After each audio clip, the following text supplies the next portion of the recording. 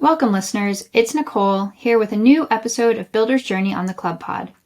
In this episode of Builder's Journey, I spoke with Zack Fleishman and Jon Hillis, co-founders of Cabin DAO, a decentralized city built by creators for creators.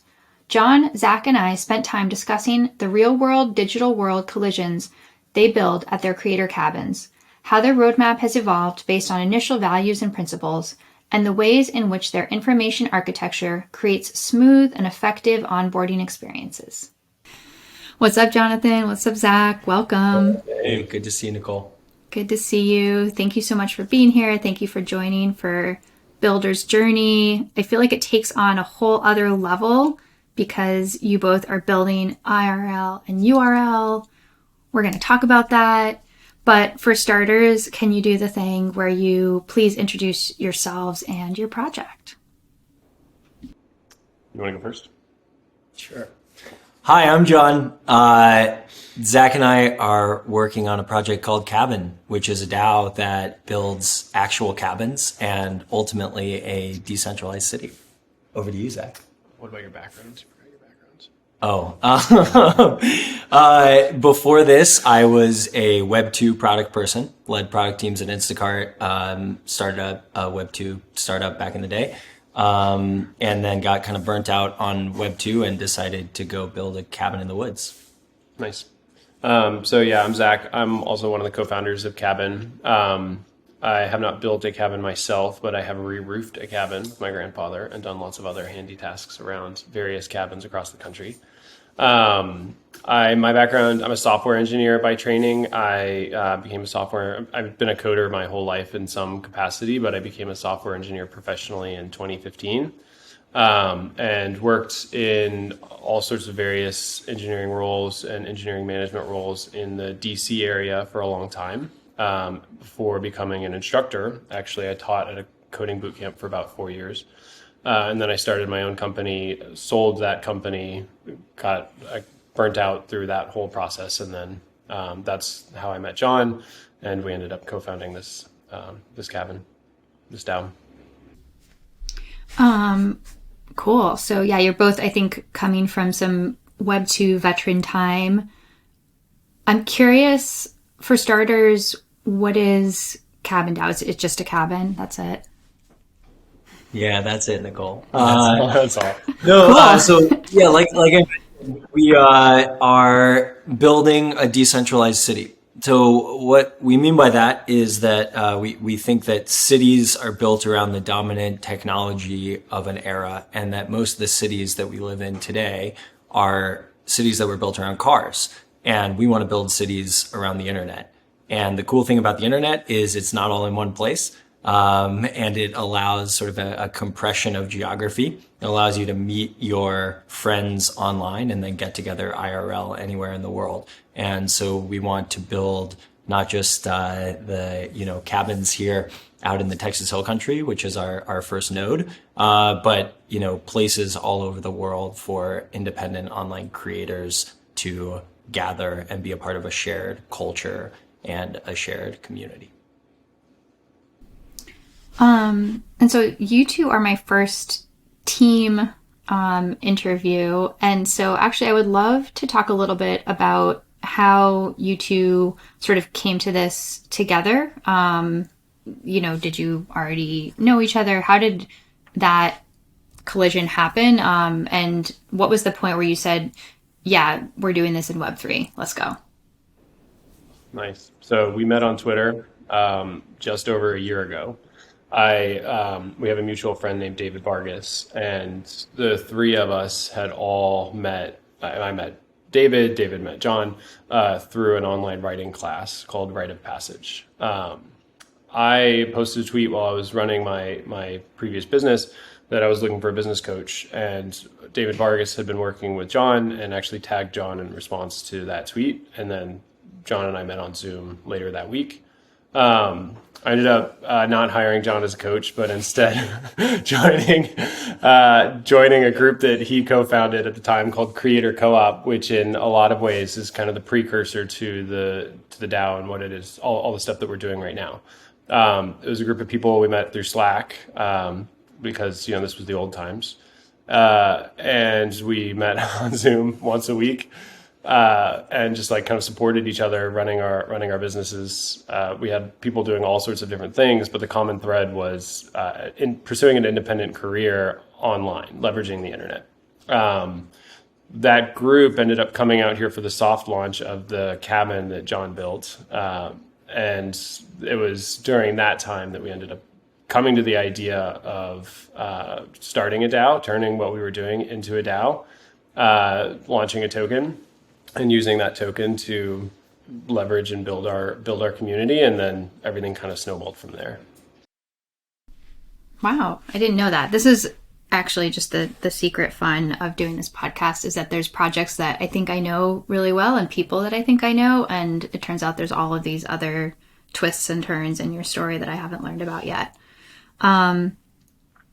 So I think that you could probably speak on this for a little while, but I want to talk about roadmap, because clearly there was some precursors there as far as the creative collective and the creative support, the business support, and then also just the fact that you seem to be, Jon, especially you've clearly built some actual physical spaces before. And so there was these pieces. So I'm really curious about how that initial roadmap and vision came together. But I'd also, maybe after that, love to talk about how you're thinking about roadmap beyond that. But yeah, for starters, how did you decide what to include, and how these two pieces or three pieces would collide? Yeah, so to kind of pick up the story where Zack left off, we all, came out here, this creator co-op group, to do a first stay at this new cabin that we just built. And we were sitting around, the campfire late one night, and just kind of spitballing about organizations and how the internet was changing things. And one of our dear friends, John Gold, who was out there with us, started talking about DAOs, and Zack and I had both been crypto curious and had been sort of loosely involved in owning cryptocurrencies, et cetera, for several years. And we had through this co-op been talking a lot about what it looked like for independent online creators to build businesses and to come together and work together. And we were already sort of thinking about things in the terms of DAOs. We just weren't using that language yet. And Jon helped give us some of that language and say like, hey, this looks like a cool thing that we should try out. And so we spent, basically everyone else that came out, it stayed for a week, which was the plan, and everyone else left. And then the three of us, stuck around for an extra week. I lived here, and, Zack and John Gold, just decided to stay, on a whim. And that week we spent really talking through what it would look like to create a DAO and what would be kind of a good use case for a DAO in the context of what we were interested in working on. And what we came to was this idea of liminal time and space for independent online creators. And that, it was right when the Mirror crowdfunding tool had just recently launched, and people were just starting to explore some of the first use cases for that. And so we thought, this would be a cool thing if we created a governance token through the Mirror crowdfund, where the token gave you the ability to vote on cohorts of independent online creators to come out to the cabins for month-long residencies. And we thought that was like a pretty tight, clean use case that really was a natural fit for a sort of tokenized governance structure, but that also was very core to what we cared about, which was bringing online creators out and finding ways to provide them the kind of liminal time and space to work on things. And so all of that kind of came together into this initial crowdfund that we did. And that was originally the entire plan, right? We didn't know what was going to become of that beyond the kind of first 12 residencies that were funded via the crowdfund. So we ran those, and then everything else that we're doing now was very much emergent from the process of that first season of the residency program. Yeah, emergent, and also everything like feels very true. Like there's a lot of metaphors that just kind of keep coming back. A lot of what we're doing now feels like taking that precursor to the DAO, creator co-op, and kind of like modifying it slightly for a different audience trying to accomplish a different thing. But like there's a kernel of truth there that's being carried forward. Yeah, I think that that's such an important thread and theme that we're seeing in DAOs and road mapping and growth and visioning, where you can, I think I spoke about this, I don't know, at some point many podcasts ago, where you can start in one place, and depending on where you point that line, a line might not seem very divergent at the very beginning, but as it continues, you realize that there's a lot of distance between those points. And so pointing the line in the right direction at the beginning ends up being incredibly important. So I'm curious what you can share now of where your roadmap is, because I think that, again, having that sort of kernel within of knowing, okay, these are the essential pieces of who we are, and then this is how we're sort of what that looks like in practice. I think that those two pieces are really interesting and really help other DAOs think about their future. We are always in the accelerator selection process because it's an ongoing process. There's always more cohorts. And I think that there's this interesting thing where we ask DAOs or projects to define what their roadmap is or what their goals are. And it's this tricky thing because I think we all know that you're not necessarily going to know what that bigger vision is until you execute, stages 1 and 2. And so I would love for you to share what you can of some of the pieces of these next couple of seasons. And then I'm interested to kind of backtrack it. A lot of times in retrospect, things make more sense than when you're looking into the future of like, oh, okay, you can trace this back now. This was the route or this was the route. So are there a couple of pieces either that you're doing now or that are coming up? And what does that trace back look like? Yeah, that's a great question. So, almost a year ago, I put out an article about decentralized cities, which at the time seemed like this sort of like crazy pie in the sky, like, sure, whatever, Jon, that seems kind of crazy. I think there was a kernel of that though, that people got excited about. The big difference between a year ago and now is that now we are in the process of building this decentralized city. And so it feels very tangible. And I think the best DAOs we've seen tend to be organized around this like really big, hairy, audacious goal. Right? You think about like Krause House buying an NBA team or, Constitution DAO trying to buy the Constitution. Those are the things people get excited about. And then the roadmap is about translating that into something more tangible, right? Because like building a decentralized city is going to take decades or possibly even centuries. And so we have to figure out like, what can we actually tangibly do in 2022? And so to sort of continue the story from where we left off, we did the residency program.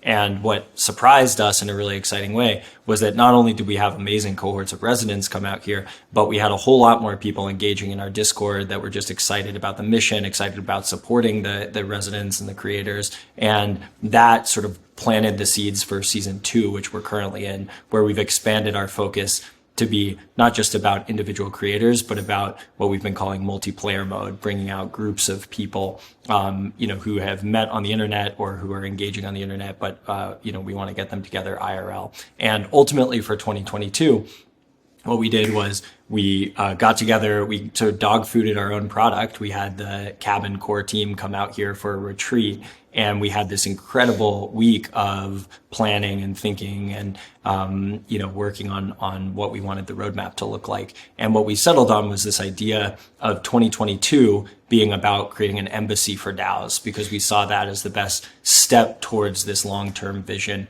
of creating a decentralized city. And so the embassy for DAOs means essentially leaning into this multiplayer mode, bringing out groups, DAOs for retreats where they can do their own sort of strategy and planning sessions like we did, as well as just, in-person bonding.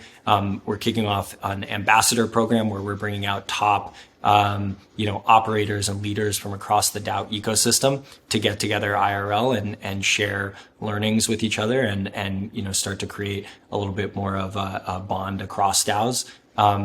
And then we're also sponsoring some build weeks, some internal weeks where members of the Cabin community are actually coming out here on site to continue to build physical things and develop the property. And we think that all three of those paths will sort of lay the foundation over the course of the year to build towards our role of being able to be a kind of core resource in the DAO ecosystem, not just in terms of what we're doing on site, but also in terms of, sharing content and sharing products that we're developing for ourselves with other DAOs as tools.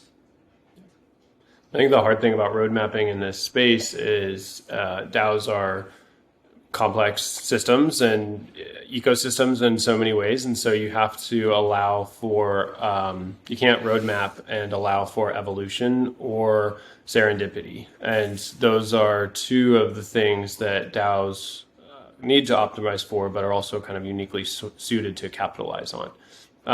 So all of the stuff that we're doing, you look forward and there doesn't seem to be a clear path, kind of like you were saying. But when you look back, you can kind of see where the idea originally came from and how you got from there to where we are now, right?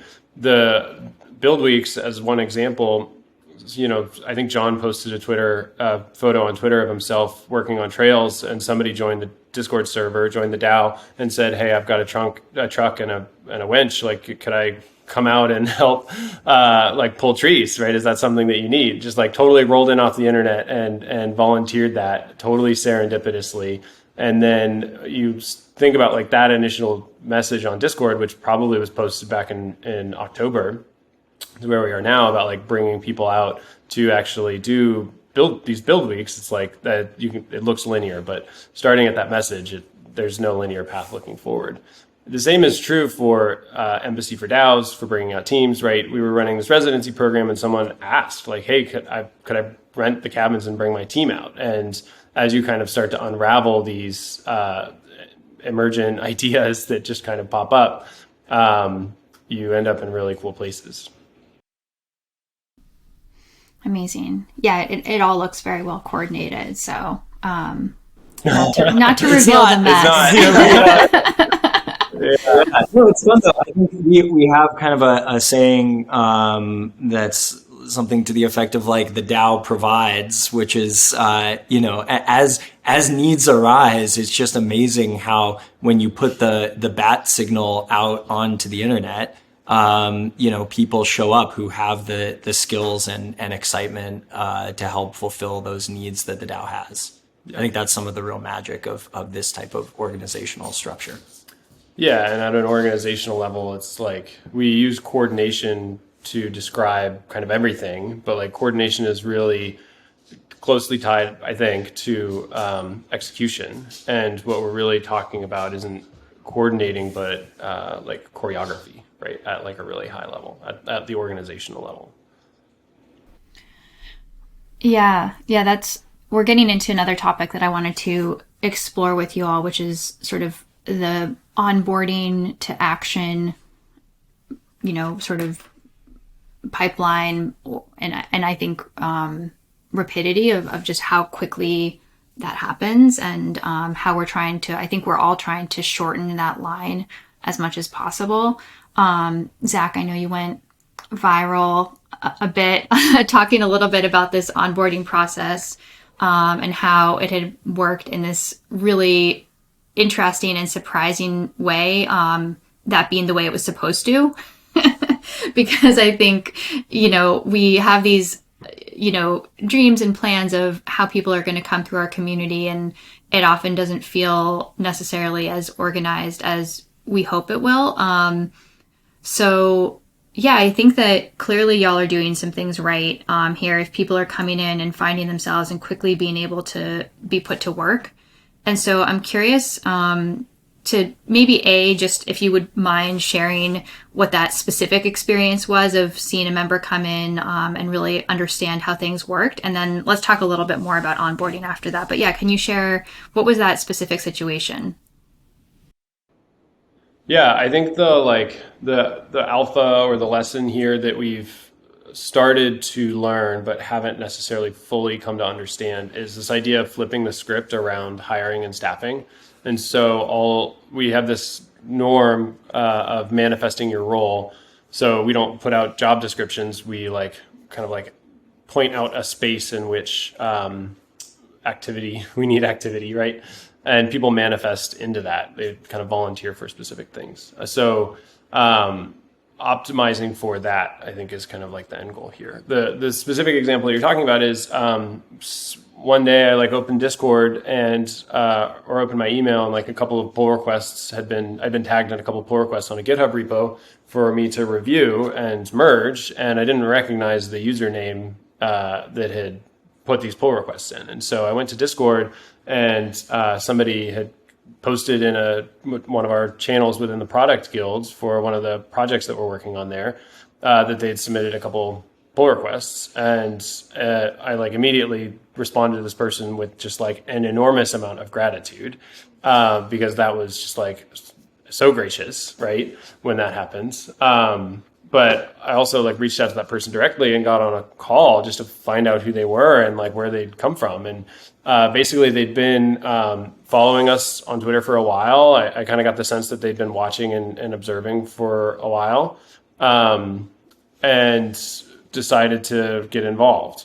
The thing that made this possible is the fact that we have all of our work that needs to be done in kind of an open space where permissionlessly people can assign themselves to it and complete that work within the guardrails of a project or a domain, right? And get paid for it. This is our bounty system, which we use a tool called Clarity for, that makes that really easy for us to manage the work in this way, but then also solves this issue of people manifesting their roles or manifesting the ways that they can contribute by being able to see what work needs to be done or where work needs to be done, and then being able to either do it or offer the best way to solve a problem or something like that.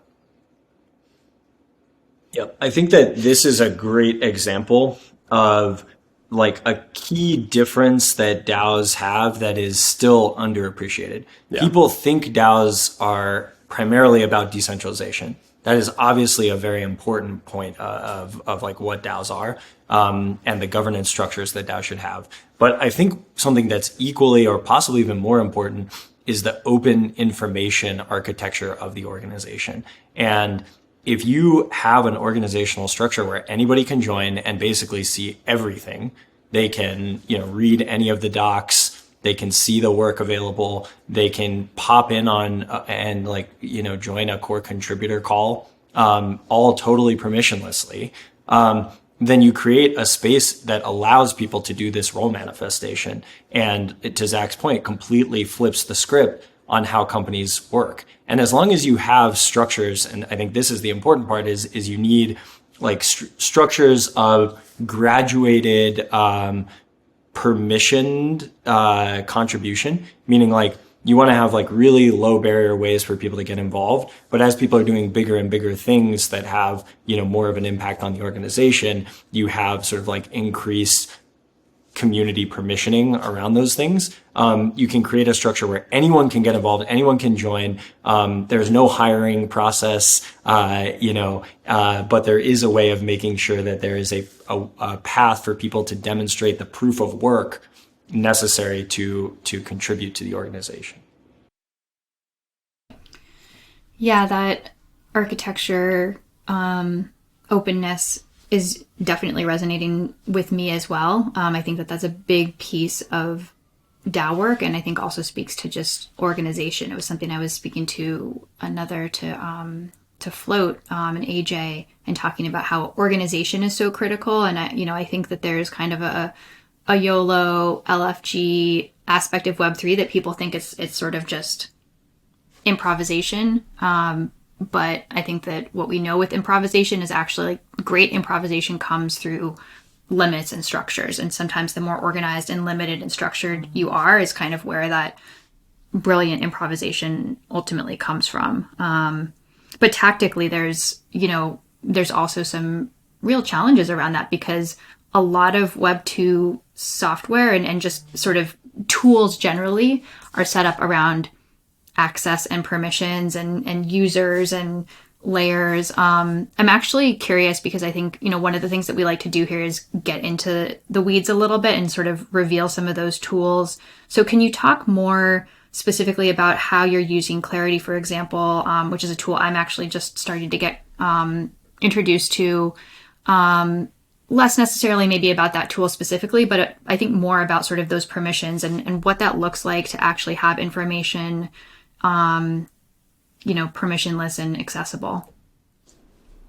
Yeah. So if you join our Discord server and you hold one Cabin token, the rest of the server is token gated. So if you hold that one Cabin token, you can get access to everything else. That's, I think, a pattern that a lot of DAOs are implementing in some form of another, right? Basic token gating for community access like that.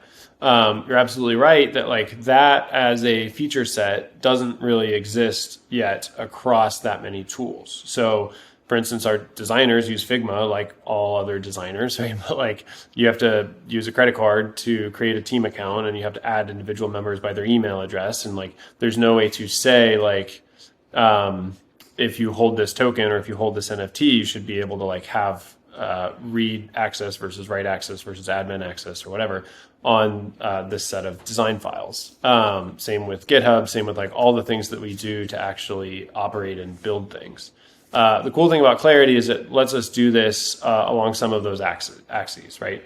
If you hold a Cabin token, you can get access to our Discord server. If you hold that Cabin token, you can also get access to our knowledge base, which is hosted in Clarity.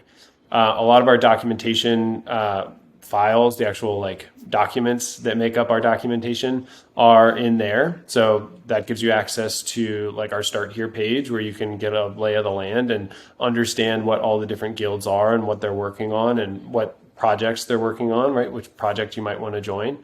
That's also where a lot of our onboarding documents are. That's also where all of our roadmaps are. So it gives you access to the actual roadmaps themselves, right? Like the Jira Kanban boards equivalent, right? For instance, the Writers Guild or the Product Guild. So if you wanted to join one of our projects and get an understanding of where that project is in the roadmap, you can just join Clarity, which it's token gated. So if you're a member of the DAO, you've got a Cabin, then you're able to join that and you're able to participate in that. They're rolling out a ton of really awesome new features. I really think that for us, Clarity is going to become a pretty core part of our operating system as a DAO, and I imagine that will be the case for a lot of other DAOs too. I don't know. It's not my news to share, my alpha to leak, so I don't know necessarily if I can share it, but they're working on a lot of really cool stuff that is going to make operating the actual operation of a DAO or a guild within a DAO a lot easier. Yeah, I think this idea of tokens as a primitive for work tools is clearly just getting started. To Zach's point, most tools don't have this. And this is what Clarity gets so right, and a big part of why we love working with them, and why we work with them closely on feature development is because you think about this, I mean, the basic version of this is just kind of what we have implemented right now, which is okay, you hold one Cabin, you can look at all of the documents, but you can actually imagine much more granular permissioning here, where you have, different levels of read versus comment versus write access to potentially different sections, the creation of documents versus the creation of tasks, which become bounties, which can then have integrated payout. Once you have people sign in with a wallet, it's it really unlocks a lot of not only permissioning and management, but also connection to financial structures in a way that most tools currently don't have. And I think it's an area where we're going to see a huge amount of innovation in DAO tooling in the next couple of years. Yeah, we're still very much in the early phases, right? Right now it's based off of a single token, and that's not like a single unit of a token, but a single token, like as in an address, right? It'll get more nuanced over time. One of the things that Colony does really well is you have this decaying reputation token, and that reputation token is also tied to where you earned it, right? And so that's a great example of like what this second level or second iteration of signing in with Ethereum might look like, where anybody has read access if you've got that first level token, but then if you've also earned a significant amount of reputation within a guild, you also get write and admin access on the tools that within that guild, because you've shown that proof of work, and we've got a token that quantifies that. Yeah, that's so interesting. And I think that there's a lot of people that are just eager to have this solved for now, because again, a lot of these softwares and tools map really well to traditional corporate hierarchies where there's a clear, top-down way of thinking, and the people on the bottom really only need to, turn the screws, and everybody else gets access to all of the different types of information. And I think what you're showing is that what that ends up doing is really slowing progress as far as people being able to come to the table and provide real value and contribute in meaningful ways. It's exciting to think about the tools that we're going to have. I love spreadsheets. I love productivity tools. So I get very excited about that in a very nerdy way. So thank you for geeking out with me on that. Well, I'm going to shift the conversation to, I think, a little bit more of sort of the theoretical and exciting big picture parts of Cabin, where you're talking about this intersection and collision between digital and physical. And I would love to, I think maybe at the very beginning, just understand what it looks like when you start bringing these digital friends together. And if, I think a big piece of DAOs is also culture. And I think you talked a little bit around like philosophy and values. What does that look like when you move from the digital into the physical? Sometimes people are avatars and, have anonymous names. So what does that all look like when you're coming into a space, both that like this space is not really physical, is not really familiar with physical, but we also as humans have been very online and remote from each other for a few years. Are there any ways that Cabin is doing this really meaningfully? Yeah, that's a big question. And I think we're just starting to explore the like possible combinations of, sizes of groups of people and amounts of time, right? So like our residency program was initially for people that didn't know each other coming together for a month. And I think a big part of this for us is just experimenting with lots of combinations of space and time and number of people. So like the retreats, we're starting to do maybe 7-8 people that already know each other online, but haven't met in person for a week, or people that, know of each other, but aren't like close friends yet, that work across the ecosystem, bring them together and like build some deeper relationships. So I think we just have to experiment with a lot of combinations, and, see what works best, and try different things. But, ultimately, I think across all of these sizes and of groups and amounts of time, what you see is that, basically bringing people together in real life is just a totally different ballgame, in that there's these liminal times and spaces, right? You when you're hopping on a Zoom meeting, like you pretty much need an agenda, and it's going to be pretty like focused, and it's hard to do creative, big picture, casual thinking. That sort of stuff happens while you're making dinner, or while you're sitting around in the morning drinking a cup of coffee, or while you're around the campfire in the evening. And those things almost have to be in person. And so I think the balance that we're starting to see is that, I think hybrid is the right answer. But the way everyone's doing hybrid is totally wrong. Hybrid should not mean like 3 days a week in the office and 2 days a week at home or something like that. That's like that's like the worst of all worlds. The best of all worlds is people having full flexibility to like live and work and, be wherever they want, whenever they want, 90% of the time, and then get together IRL for the other 10% of the time to do this sort of like deep long-term strategy work, the in-person bonding, the creative exploration that, helps make the other 90% of the time that much more effective. I mean, yeah, just from our own dog fooding this, right? We brought our core contributor team out, and we brought them out for a week. And for a lot of people, sort of top-down planning a corporate retreat, a week feels like a really long time. I think the average there is 3 days.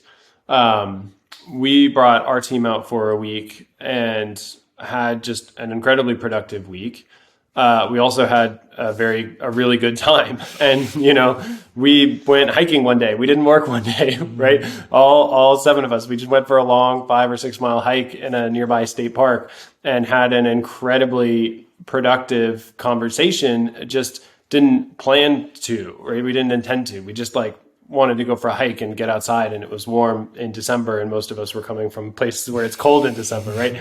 And so it was really nice to be walking around in shorts outside and with people who at that point in the week you'd consider a friend, right?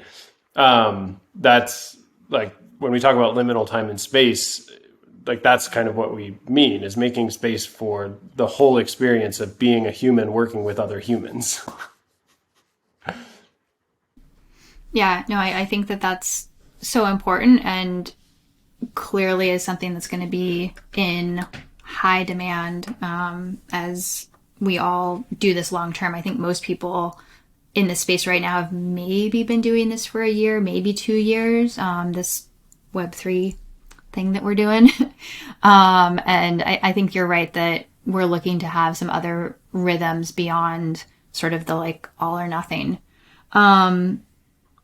So I'm curious, going back to that decentralized city and talking about, what IRL spaces look like. I mean, I think that the obvious question is, will you start to be in other places? But I think that maybe the better question is, how are you deciding which places you might be in and what those places look like? Because I think that your name is CabinDAO, but, is it going to be a cabin necessarily, and sort of all of the fire and the trails and everything that go along with that?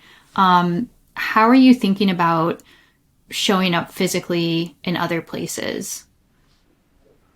Yes. So I think in 2022, our first priority is to really build out Node Zero and build an example of what this can look like as a successful, sustainable place. And then what we're starting to see is this sort of idea of the DAO providing again, right? A lot of people showing up that have their own properties around the world or want to get together with some friends and buy a place. And we're very excited about, bringing those people in, learning from them, helping them figure out how to build their own places, and treating it as a true decentralized network. So, we kind of assume that each individual node will be independently owned and operated, and that Cabin will be this network that allows people to have shared culture, potentially shared governance, shared sense of community and belonging across a bunch of different places that are then being sort of locally governed and operated by a group of people in that place. And so I think, again, this is probably a multi-decade or possibly even multi-century project. So I don't think we can be too prescriptive about what it looks like, but we've explored a number of different options. I think there's some crypto tools that people have talked about hypothetically, but that haven't really been put into practice that could be a good use case here. So for instance, there's something called a token curated registry, which is basically a way for people to stake a token to join a network. And that, or just a list, and then, have a sort of game theoretically, good mechanism for making sure that those people are incentivized to provide a good experience within the context of the thing that they're providing on the list. So you could think of like a version of, our network where nodes are sort of staking in, and then participating in the network. But our real goal here is not to, try to move too quickly. We're not going to like go out and try to buy a bunch of plots of land all over the place. We're going to let the community help dictate and decide how we should build this thing out, and let people come in and be a part of the process of figuring out where we should expand next. And yeah, maybe that's cabins in the woods, but maybe it's also castles in Scotland, or skyscrapers in Manhattan. I think we're kind of open to anything. I would say across the DAO, a big part of our approach is this like starting by walking lightly, right? We formulated this in a couple of different ways, and so this is still very much an emerging norm or emerging value within our ecosystem. But it's this idea that if you want to build something that you hope is still going to be around in 100 or 200 years, you don't start by cutting stone, right? You start by, I don't know, whatever the like minimum viable version of that is, right? Like pitching a tent, right? And then what that gives you is a lot of flexibility to determine and discover, right? I think discovering is really the key word here, but discover what the optimal and final structure will look like. So we're taking that approach to this property itself, right? This node itself. We're also taking that approach to how we build out the whole network, and we're taking that approach throughout all of our guilds. So you mentioned, that you're not going around and just buying up properties left and right. But because you are IRL, I would be remiss if I didn't get into the topic of legal, the the dreaded and yet very popular topic of how all of these pieces work. And so, I think that there's a lot of pieces that I'm sure are, in flux and being figured out. But I would love, if there's any insights or learnings, or even I wish I knew then what I knew now, specifically around anytime, it's all great while we're all on Zooms and we're dealing, we're on chain. But the minute that you start working in the physical world with fiat and, laws and insurance and all of these real things, any learnings that you can share generally from your experience.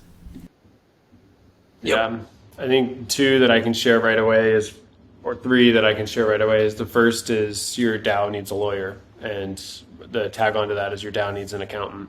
As in like a lawyer and an accountant who are on retainer, right? They are your DAO's lawyer and your DAO's accountant, and able to give you legal advice. The other is that you want to talk to as many lawyers as you can, and probably as many accountants as you can, even when you have that lawyer on retainer. And then the third is like layers of protection, right?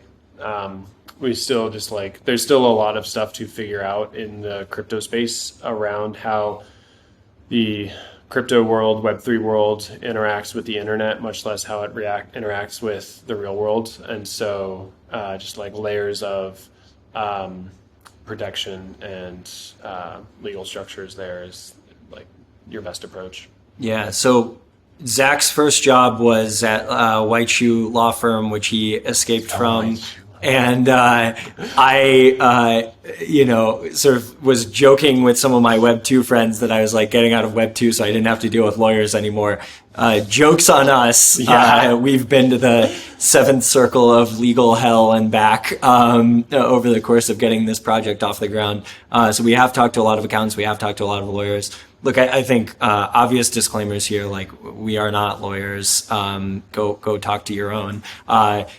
It's a crazy world out there, and no one really has great answers. And so you just have to be really thoughtful and intentional and try to do the right things for your community. I think that's the most important part. And, when we think about where we're at, we're in a situation right now where like the irony is that land is actually something that would be really smart to put on chain.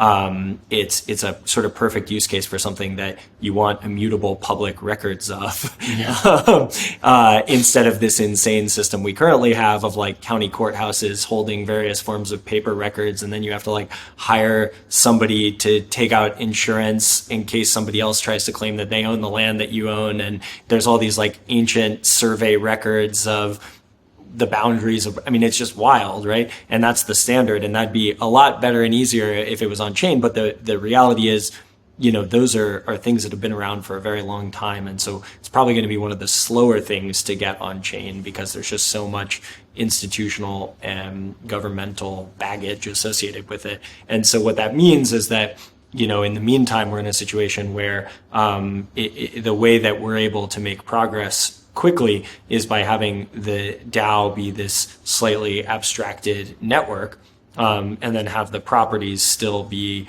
owned and operated, at least for the time being, through more traditional legal structures, which can still be, collectively owned by groups of people locally. And over time, I think we hope that we get to the point where in 5 years, 10 years, it's pretty normal for DAOs to own property, and a lot of these legal structures have been figured out. But in the meantime, we're certainly having to work around a complicated and uncertain regulatory environment. Yeah. Talk to your lawyers. When I think about what an internet native city looks like, I am not necessarily convinced that internet native city owns land, right? That it doesn't necessarily feel like the internet native way of building a city. I think this networked approach feels a little bit more native to the internet and how the internet works. So. Yeah, no, I think that also speaks to kind of not cutting in stone immediately and starting by, maybe walking a trail or just sort of noticing what's around you. I guess to dive just a little bit more deeply on that question, because I think that, your advice makes a lot of sense. And it's obviously the advice that we're seeing across the board is that you really need to find a fit as far as legal and tax and all of those fun things that works for you. And part of that is just having a lot of conversations. I guess, how did you know when it was time to start having those conversations? Because I think that that's another piece that communities and DAOs really struggle with, is when is the right time? I know it was probably a little different for you because, again, you are a physically based DAO, but how did you know it was right? Yeah, I think there were two triggers for us. In our case, it actually was pretty easy because they were again, real world things, like you said. So it was like, oh, we have an actual piece of property here we have to figure out what to do with and how to structure it. We, another property came up for sale next door. And originally we were like, oh, awesome. We should, as the DAO, try to buy this property, and then quickly realized how legally challenging that was going to be. Conveniently, another member of the DAO ended up buying the property, and is sort of building out his own node, which has helped us figure out this kind of emergent network structure, which we think makes more sense. But between that and the treasury diversification process we were going through around the same time, it was pretty clear that we needed to start talking to some lawyers. That's good. If you're not sure, then you should talk to the lawyers. Builder's journey. If nothing else, go talk to some lawyers. Yeah. We've had the benefit of meeting some pretty great ones. So. Yeah, it is what you're going to say. But crypto lawyers are not your normal breed of lawyers, right? It's true. Coming from a background working in corporate law, one of the largest law firms in the world, New York City headquarters, the whole thing. Crypto lawyers are pretty cool on average, I will say. Yeah, we've got a great lawyer. Also, I think the other important thing as a builder to remember here is that the laws right now in the regulatory structures in Web3 and crypto don't make a lot of sense or don't exist. And so there's a lot of judgment that you need here. And you can get a lot of great information from talking to lawyers. But at the end of the day, what really matters is just doing right by your community. Just do the right things. And, hopefully, unless the SEC starts getting really crazy, if we just try to do the right things for our communities, then it'll work out. Yeah. Don't be shady. Well, this conversation, thank you so much. I think that we've gone from really big picture down into the tactical, and that's one of the things that I really try to do and focus on here is helping other people also, build their path and figure out how to make those tough decisions. So thank you so much for sharing your insights and learnings. We'll definitely have you back when you're a few more steps down the road and hear what you're up to. For now, where can we find you and learn more and keep tabs on you all?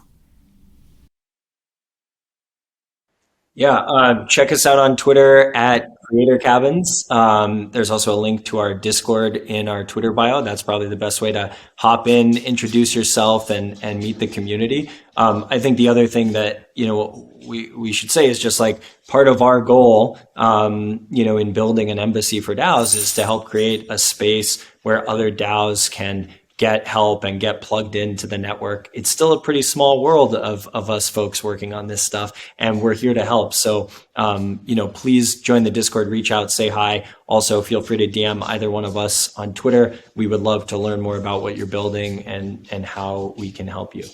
Yeah. Amazing. Thank you both so much. This was really fun. Thanks, Nicole. Thanks, Nicole.